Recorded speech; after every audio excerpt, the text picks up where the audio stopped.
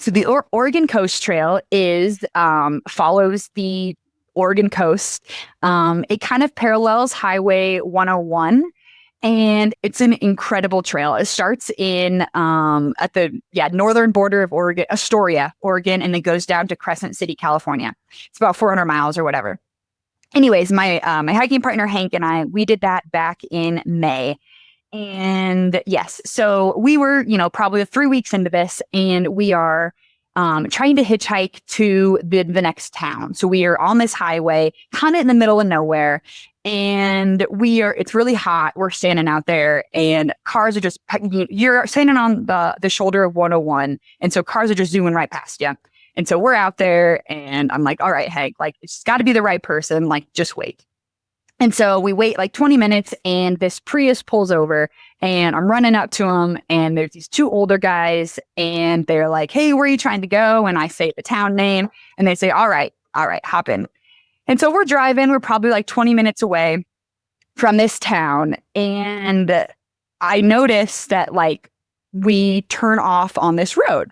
And so I didn't really say anything, and because I'm just kind of a go with the flow person. Like, I don't get too worked up about this. And anyways, long story short, they asked us if you wanted to go back to their house and have dinner and all of this stuff.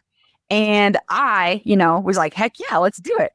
And so long story short, we go to their house, and they live on this beautiful homestead. And one of the guy's wives, she makes us this beautiful home cooked meal, and she provides us with a lot of like bars and like a resupply at their house.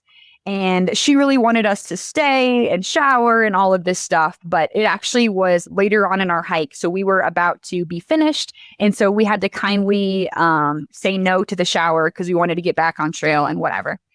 Anyway, so that was an experience that was really cool. And what made it really cool was if you were to look at these two gentlemen that stopped and picked us up, anybody would say, no, I'm not getting in the car with them.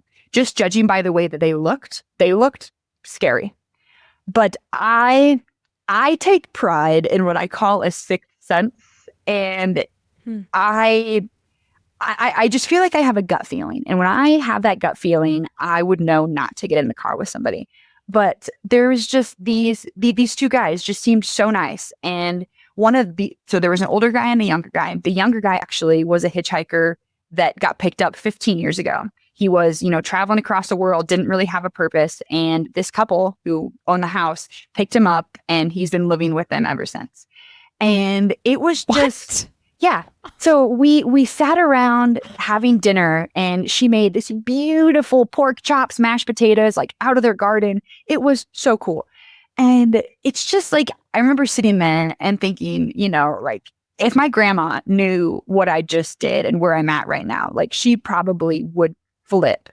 But I am getting to know these people that society would probably say, like, hell no, like, don't get in that car. So it's just like an experience like that. And these experiences, I've learned to take pictures of these people because they're so special to me, and I want to remember it forever.